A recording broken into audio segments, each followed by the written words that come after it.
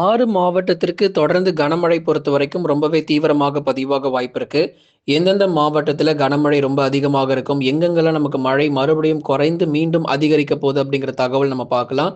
வங்கக்கடல் பகுதிகள்ல உருவாகி இருந்த காற்றழுத்த தாழ்வு மண்டலம் பொறுத்தவரைக்கும், ஏற்கனவே நமக்கு புயலாக மாறுமா அப்படின்னா, கண்டிப்பாக இது புயலாக மாறினாலும், காற்றுடைய வேகம் அப்படிங்கிறது சற்று குறைவாகவே நமக்கு கரைய கடக்கும்போது இருக்க போகுது. ஆகவே இந்த ஃபெங்கல் புயல் எந்த அளவிற்கு ஒரு அதி கனமழை ஏற்படுத்த போது எந்தெந்த மாவட்டங்கள் ரொம்ப தீவிரமான நிலைமையில இருக்கும் அப்படிங்கிறத கண்டிப்பா நம்ம பார்க்கலாம். நீங்க மறக்காம நண்பர்களே லைக் பண்ணுங்க, சப்ஸ்கிரைப் பண்ணி தொடர்ந்து சப்போர்ட் பண்ணுங்க. துல்லியமான வானிலை அறிக்கையும் பெற்றுக்கொள்ளுங்க. அதாவது ஏற்கனவே நம்ம நிறைய மாவட்டங்கள் கடந்த 24 மணி நேரத்துல நம்ம பேசியிருந்தோம். பல பகுதிகள்ல நேற்றைய தினங்கள்ல நிறைய இடங்கள்ல நமக்கு 12 சென்டிமீட்டர், 15 சென்டிமீட்டருக்கும் மேலாக டெல்டா மாவட்டங்கள்ல விடிய விடிய கனமழை பொறுத்தவரைக்கும் மிக அதிகமாக கொட்டி தீர்த்தது. இன்று மற்றும் நாளைய தினங்களிலும் பெய்யக்கூடிய மழையின் காரணமாக இன்னும் கடுமையாக இருக்கும். இன்றைக்கு தான் நமக்கு மழை பொழிவே ரொம்ப அதிகமா இருக்க போது. காரணம் தாழ்வு மண்டலம் கிட்ட நெருங்குறதன் காரணமாக மழையினுடைய தீவிரம் இன்னும் மிக அதிகமாக இன்றைக்கும் நாளைக்கும் ரொம்ப அதிகமாக இருக்கும். அதன் பிறகு வெள்ளிக்கிழமையும் ரொம்ப தீவிரமாக பதிவாக போகிறது. ஆகவே இந்த நவம்பர் முடிகிற வரைக்கும் தமிழக கடலோரம் மற்றும் டெல்டா மாவட்டங்கள் முழுவதுமாகவே பலத்த மழை எச்சரிக்கை இருக்கு. வங்கக்கடலில் நிலை கொண்டிருக்கும் ஆழ்ந்த காற்றழுத்த தாழ்வு மண்டலம் ஃபெங்கல் புயலாக மாறப்போகுது. ஆனால் இது ஃபெங்கல் புயலாக மாறினாலும் எந்த அளவிற்கு ஆபத்து இருக்கு அப்படிங்கிறத இப்போ நம்ம சொல்ல போறோம். தமிழக கடற்கரை நோக்கி நகரும் போது காற்றுடைய வேகம் குறைஞ்சிரும். அதனால பயப்பட தேவையில்ல. இது பெருசா சூறாவளி காற்று வர்தா புயல் மாதிரி இருக்கும் போல இருக்கு அப்படின்னு நிறைய பேர் கமெண்ட்ல போட்டிருந்தீங்க. வர்தா புயல் மாதிரிலாம் எந்த புயல் மாதிரியும் இருக்க போறதில்ல. தானே புயல், வர்தா புயல் மாதிரிலாம் இருக்காது. நமக்கு காற்றுடைய வேகம் குறைந்து மழை மட்டும் ரொம்ப ரொம்ப அதிகமாக இருக்கும். ஏன்னா இப்போ நாகப்பட்டினத்தில் எந்த அளவுக்கு 30 சென்டிமீட்டர் மழை வரைக்கும் நம்ம சொல்லியிருந்தோமோ அதே மாதிரி சென்னை பகுதிகளுக்கும் அதி கனமழை அப்படிங்கிறது பதிவாகும். 30லேருந்து 35 சென்டிமீட்டர் மழை வரைக்கும் வரக்கூடிய வெள்ளிக்கிழமை, அதாவது வரக்கூடிய வெள்ளிக்கிழமைகளில் சென்னை பகுதிகளில் மிக மிக அதிகமான மழை வாய்ப்பு இருக்கு. ஆகவே நாளைய தினங்களில் மழை நிறைய இடங்களில் குறைய ஆரம்பிக்கும். குறைந்து அதுக்கப்புறம் வெள்ளி மற்றும் சனிக்கிழமைகளில் அதிக மழை பொழிவு கடலோரம் மற்றும் டெல்டாவில் மறுபடியும் பதிவாக போகிறது. ஆகவே எந்தெந்த தேதிகளில் நீங்கள் மழை இருக்கும் அப்படிங்கிறத மறக்காம தெரிஞ்சுக்கோங்க. தமிழக கடற்கரை நோக்கி நகரும் போது காற்றுடைய வேகம் குறைந்து மழையாகவே அதிகம் பதிவாகும்.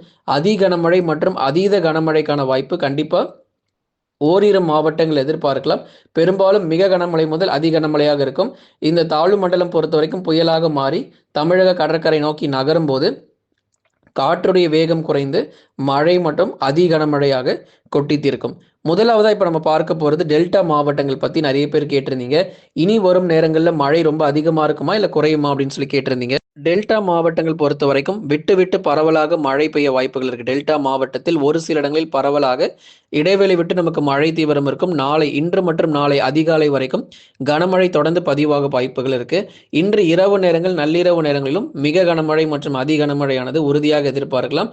ஏன்னா இன்றைக்கு பகல் நேரங்களுக்கு அப்புறமா கொஞ்சம் கொஞ்சமா மாலை, இரவு மற்றும் நள்ளிரவு நேரத்துல படிப்படியாக அந்த தாழ்வு மண்டலம் பொறுத்த வரைக்கும் புயலாக மாறி தமிழக கடற்கரை நோக்கி மிரட்ட தொடங்கும். அப்போ கடலோர மாவட்டத்தில் இருக்கக்கூடிய எல்லா பகுதிகளுக்கும் இன்று இரவு மற்றும் நள்ளிரவிலும் மிக கடுமையான கனமழை அப்படிங்கிறது கண்டிப்பா கொட்டி தீர்க்க போகுது. ஆகவே எந்தெந்த மாவட்டத்தில் மழை கிடைக்கும், எங்கெல்லாம் நமக்கு மழை இல்லை அப்படிங்கிறத ஏற்கனவே நம்ம சொல்லிட்டோம். உள் மாவட்டத்தில் எப்போ மழை தீவிரமாகும் அப்படிங்கிற தகவலையும் பார்க்கலாம். கடைசி வரைக்கும் வானிலை அறிக்கை கேளுங்க. இன்று மற்றும் நாளை அதிகாலை வரைக்கும் கனமழை தொடர்ந்து டெல்டா மாவட்டத்தில் நீடிக்கும். மிக கனமழை மற்றும் அதி கனமழையானது இன்றைக்கு தான் ரொம்ப தீவிரமா இருக்க போகுது. இது வரைக்கும் பெய்ததெல்லாம் மிக கனமழை வரைக்கும் டெல்டாவில் பதிவா இருக்கு. இன்று மற்றும் நாளை அதிகாலை வரைக்கும் பெய்யக்கூடிய மழை பொழிவுகள் ஒரு அதி கனமழை ஏற்படுத்தும். அடுத்து வரும் மணி நேரங்களில் மழை தீவிரம் இன்னும் கடுமையாக தான் இருக்கும். நேரம் ஆக ஆக மழை தீவிரம் நமக்கு அதிகமாயிட்டே தான் போகுமே தவிர குறைய வாய்ப்பு கிடையாது. நாளைய தினங்களில் மழை வாய்ப்பு எப்படி இருக்கும் அப்படிங்கிறத இப்போ நம்ம பார்க்கலாம். முதலாவதாக இந்த வட தமிழக கடலோர மாவட்டங்கள், சென்னை முதல் கடலூர் வரை இருக்கக்கூடிய மாவட்டங்களில் இன்று தீவிரமான மழை அப்படிங்கிறது பதிவாக போகுது. இன்னைக்கும் நல்ல ஒரு தீவிரமான கனமழை எதிர்பாருங்க. சென்னை, திருவள்ளூர், காஞ்சிபுரம், செங்கல்பட்டு, விழுப்புரம், கடலூர், புதுச்சேரி மற்றும் காரைக்கால், கள்ளக்குறிச்சியிலும் கனமழை பொறுத்தவரை மிக அதிகமாக இருக்கும். நாளைய தினங்களில் மழை குறைய போகுது. நாளைக்கு ஒரு நாள் மட்டும் சென்னை பகுதிகளில் மழை குறைய போகுது. வியாழக்கிழமைகளில் மழை குறைஞ்சு வெள்ளிக்கிழமைகளில் ரொம்ப தீவிரமான மழை பொழிவு அப்படிங்கிறது பதிவாகும். நாளை சற்று மழை குறைவது போல் குறைந்து நவம்பர் 29ஆம் தேதி அன்று அதி கனமழையானது சென்னை பகுதிகளில் பதிவாகும். ஆகவே வரக்கூடிய வெள்ளிக்கிழமையும் சனிக்கிழமையும் சென்னையில் ஆரம்பித்து கடலூர் வரைக்கும் ரொம்ப தீவிரமான மழை காத்துக்கிட்டு இருக்கு. இன்றைக்கும் நாளைக்கும் மழை உண்டு. ஆனாலும் இந்த மழையை விட வரக்கூடிய வெள்ளிக்கிழமை சனிக்கிழமையில் பெய்யக்கூடிய மழை வந்து சென்னையிலிருந்து கடலூர் வரை இருக்கக்கூடிய மாவட்டத்திற்கு சற்றே ஆபத்தானது. ஏன்னா சனிக்கிழமை தான் வந்து இந்த தாழ்வு மண்டலம் புயலாக மாறி அதுக்கப்புறம் மறுபடியும் வலு குறைந்து புயலாக மாறி புயலாகவே வந்து கரையை கடக்காது. ஏன்னா புயலாக மாறும், ஆனால் கரையை கடக்கும் போது வேகத்தன்மை அப்படிங்கிறது குறையும். வலு குறைந்து ஒரு தாழ்வு மண்டலமாகவே இது கரையை கடந்து அதிக மழை பொழிவை ஏற்படுத்தும். இது கரையை கடக்கிறதுக்கு நேரம் கொஞ்சம் எடுத்துக்கும். ஏன்னா உடனே வந்து கரையை கடந்துடாது. கொஞ்ச நாட்களுக்கு கொஞ்சம் நேரங்களுக்கு அப்படியே தமிழக கடலோர மாவட்டங்களை தொடர்ந்து நீடித்து அதுக்கப்புறம் கொஞ்சம் கொஞ்சமாக வரக்கூடிய வெள்ளிக்கிழமை மற்றும் சனிக்கிழமைகளில் அதிக மழை கொடுத்து கொண்டே இது வந்து கரையை கிடக்கும். ஆனால் காற்று பாதிப்பு அப்படிங்கிறது ரொம்ப குறைவு தான். ஆனால் மழை தான் ரொம்ப மோசமாக இருக்குது. சென்னை பகுதிகள் கூட நம்ம 30 சென்டிமீட்டர் நம்ம அலர்ட் கொடுத்துருக்கிறோம். ஆனால் நாகப்பட்டினம் மட்டும்தான் மழை ரொம்ப அதிகமாக இருக்குங்கிறதுல சென்னை பகுதிகளுக்கும் மிக தீவிரமான மழை பொழிவுகள் வரக்கூடிய சனிக்கிழமை வரைக்கும் தொடர்ந்து எதிர்பாருங்க. ஆகவே நாளை சற்று மழை குறைவது போல குறைந்து அதுக்கப்புறம் மறுபடியும் வெள்ளி மற்றும் சனிக்கிழமைகளில் அதிக கனமழை பதிவாகும்.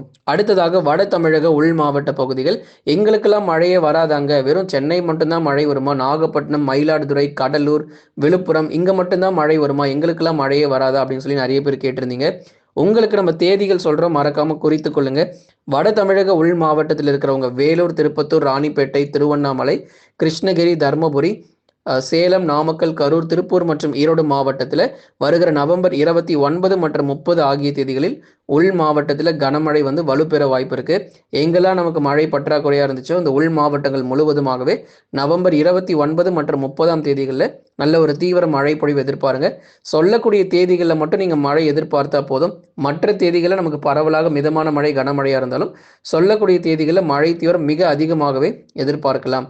ஆகவே திருவண்ணாமலை, வேலூர், திருப்பத்தூர், ராணிப்பேட்டை, கிருஷ்ணகிரி, தருமபுரி, சேலம், நாமக்கல், கரூர், திருப்பூர், ஈரோடு உள்ளிட்ட மாவட்டங்களில் நவம்பர் 29, 30 ஆகிய தேதிகளில் தீவிரமான மழை பொழிவு உள் மாவட்டத்தில் அதிகரிக்க ஆரம்பிச்சிடும். அடுத்ததாக தென் மற்றும் மேற்கு தொடர்ச்சி மலையொட்டிய மாவட்டங்கள் அவ்வப்போது சில சமயங்களில் நமக்கு ஒரு சில இடங்களில் பரவலாக கனமழை பொறுத்த வரைக்கும் தொடர்ந்து பதிவாகும். ஏன்னா சில சமயங்களில் வந்து கனமழை கிடைக்கும், சில சமயங்களில் வானம் மேகமூட்டமாக இருக்கும். தென் மாவட்டத்தில் இருக்கக்கூடிய கடலோர பகுதிகளில் 100% கனமழை உண்டு. தூத்துக்குடி, திருநெல்வேலி, ராமநாதபுரம் போன்ற பகுதிகள், புதுக்கோட்டை, அதை தொடர்ந்து சிவகங்கை மாவட்டங்கள், மதுரை இது போன்ற பகுதிகள் தென் மாவட்டத்தில் கடலோர மற்றும் மற்ற பகுதிகளில் பரவலாக கனமழை அப்படிங்கிறது கண்டிப்பாக பதிவாகும். ஆனால் விட்டு விட்டு கனமழை பெய்யும். தொடர்ந்து இப்போ காலையில் மழை ஆரம்பித்து இரவு வரைக்கும் மழை இருக்காது. கொஞ்ச நேரம் மட்டும் நமக்கு நல்ல ஒரு தீவிரமான மழை பதிவாகி அப்படியே விட்டுவிடும். ஆகவே கனமழை எந்தெந்த நேரங்களில் இருக்கும் அப்படிங்கிறத நம்ம மிக தெளிவாக நம்ம சொல்லிட்டோம். தயவு செய்து மறக்காம எல்லா மாவட்டங்களும் நீங்க கேளுங்க. ஏன்னா ஒரு சில மாவட்டங்கள் தேதிகள் வந்து வித்தியாசப்படும். இப்போ உள் மாவட்டங்கள் சொன்ன மாதிரி அதே மாதிரி மேற்கு தொடர்ச்சி மலையொட்டிய மாவட்டங்களுக்கும் மிதமான மழை மட்டும் தொடரும். தென் மாவட்டத்திற்கு விட்டு விட்டு மட்டுமே கனமழை பொறுத்த வரைக்கும் அதிகமாக பதிவாக வாய்ப்புகள் இருக்கு. ஆகவே வரக்கூடிய சனிக்கிழமை வரைக்கும் கடலோர மற்றும் டெல்டா மாவட்டங்களில் இடைவிடாம மழை தொடர்ந்து நீடித்து கொண்டே இருக்கும். பள்ளி மற்றும் கல்லூரிகள் விடுமுறை நிறைய பேர் கேட்டிருந்தீங்க. தொடர்ந்து ஒரு சில மாவட்டங்கள் நாளைக்கும் ஒரு சில பகுதிகளுக்கு பள்ளி மற்றும் கல்லூரிகள் விடுமுறை விடுவதற்கான வாய்ப்பு இருக்கு. தொடர்ந்து எந்தெந்த மாவட்டம் நீங்க தெரிஞ்சுக்கணும் அப்படின்னா வாட்ஸ்அப் சேனல்ல மறக்காம போய் நீங்க லிங்க் வந்து கிளிக் பண்ணிக்கோங்க. வாட்ஸ்அப் சேனல் லிங்க் நம்ம டிஸ்கிரிப்ஷன்ல கொடுத்துருக்கோம். நீங்க மறக்காம அந்த வாட்ஸ்அப் சேனல்ல ஜாயின் பண்ணிட்டீங்க அப்படின்னா அடுத்தடுத்து நம்ம விடுமுறை கொடுக்கும்போது உங்களுக்கு தகவல் வந்து கொண்டே இருக்கும். மறக்காம நீங்க வாட்ஸ்அப் சேனல்லையும் ஜாயின் பண்ணிக்கோங்க. 24 ஹவர்ஸ் லைவ் நிறைய பேர் கேட்குறீங்க. உங்களுக்கு அதுக்கான லிங்க்கும் டிஸ்கிரிப்ஷனில் கொடுத்துருக்குறோம். மறக்காம பார்த்து பயன்பெற்றுக் கொள்ளுங்க. லைக் பண்ணுங்க, சப்ஸ்கிரைப் பண்ணி தொடர்ந்து சப்போர்ட் பண்ணுங்க.